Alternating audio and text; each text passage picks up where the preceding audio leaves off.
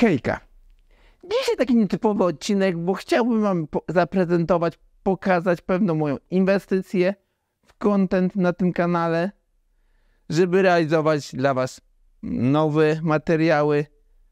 Mam pewien projekcik, pewien pomysł. Zapraszam was do odcinka, tam wam wszystko zaprezentuję, pokażę.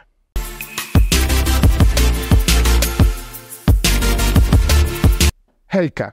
Zakupiłem taką przejściówkę z USB-C na różne inne gniazda. Po co? Do realizacji materiałów z Chromebooka. O Chromebooku, o Chrome OS-ie, tak.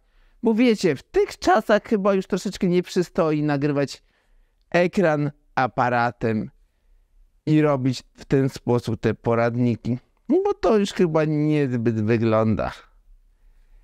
Więc teraz wam troszeczkę przybliżę, co to za przejściówka jest.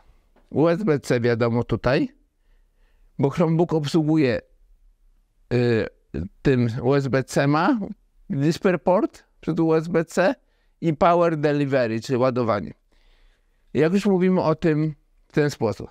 Dwa najważniejsze wejścia w tym adapterze, w tym switchu można powiedzieć, to jest wejście HDMI i ten USB-C. Tu podpinam ładowarkę, tu HDMI i przechwytuję obraz kartą do przechwytywania obrazu. Wszystko działa. I powiem wam tak zabawnie, podpinam pierwszy raz. Nie za bardzo chciało przechwytywać. Mówię, co jest? I dopiero za którymś razem jeszcze raz sobie po prostu stworzyłem jakby profil od tego, jeszcze raz dodałem to urządzenie do OBS-a na spokojnie i normalnie działa, funkcjonuje, jest dobrze. Od razu mi ulżyło. Bo kartę mam taką Chińczyka troszeczkę, taką z AliExpress do przechwytywania obrazu. Na razie, na początek, żeby zobaczyć w ogóle do kilku rzeczy tam projektów, jak to będzie funkcjonowało. Bo taka karta kosztuje około 100 zł zapłaciłem, a taka porządna Elgato, którą pewnie z czasem będę chciał zakupić, z 1000 zł. Więc jest różnica. Oczywiście mówimy już o innej karcie z większą ilością opcji, w ogóle. Dobrze, tutaj dodatkowo mamy jeszcze VGA, tak, VGA. Te sieciowe złącze, czytnik kart, 2 USB-ki i do audio. Tak krótko. A po co mi tyle złącz? Po co mi VGA tej?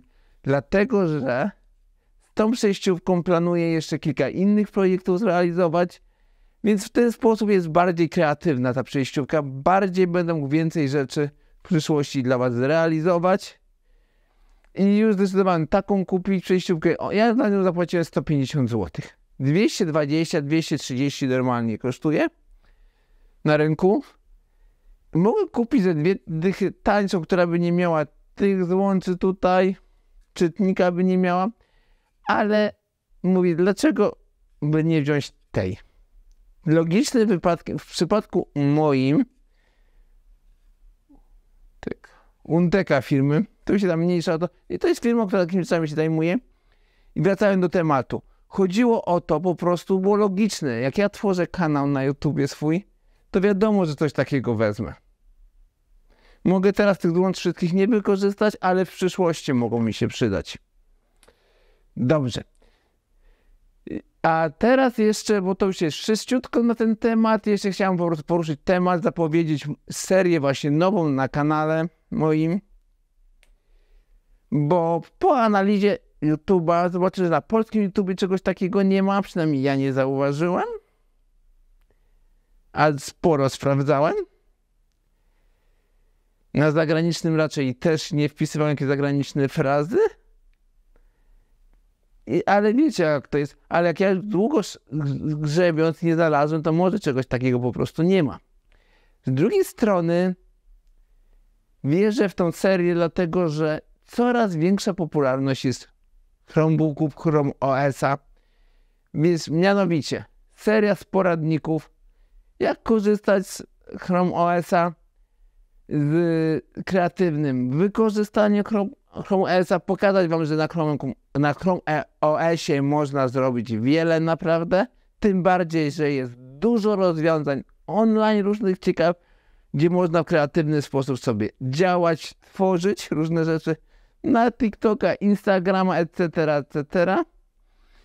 I jak działam na TikToku, Instagramie, gdzieś tam, te rozwiązania mogą być wystarczające dla nas, mogą być dużo lepsze, bo często te rozwiązania dostarczają jakieś nowe przejścia, preserty, takie do odpicowania, żeby to było w prosty sposób, a zarazem widowiskowe.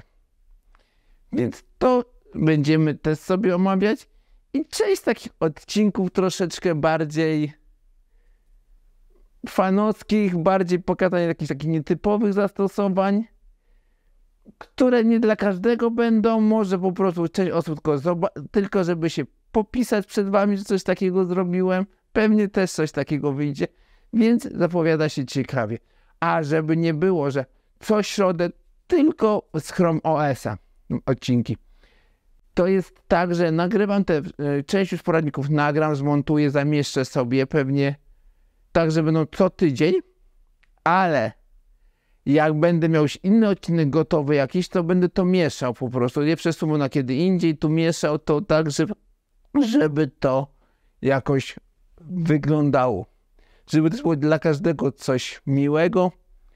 A w ten sposób, nawet jak teraz się pokażą po tym odcinku 2-3 odcinki co środę z Chrome OS-a, to znaczy, że coś szykuje innego, bardziej takiego ciekawego, bardziej zrobić po prostu, żeby to zrobić, odhaczyć. Na przykład, nie wiem, Linux na czymś nietypowym zainstalowany, czy jakieś inne tam wariactwa. Bo coś tam też sobie przygotowuję, bo lubię też się bawić jakimiś nietypowymi rzeczami. Dobra, żeby już nie przedłużać, na razie, cześć, pa.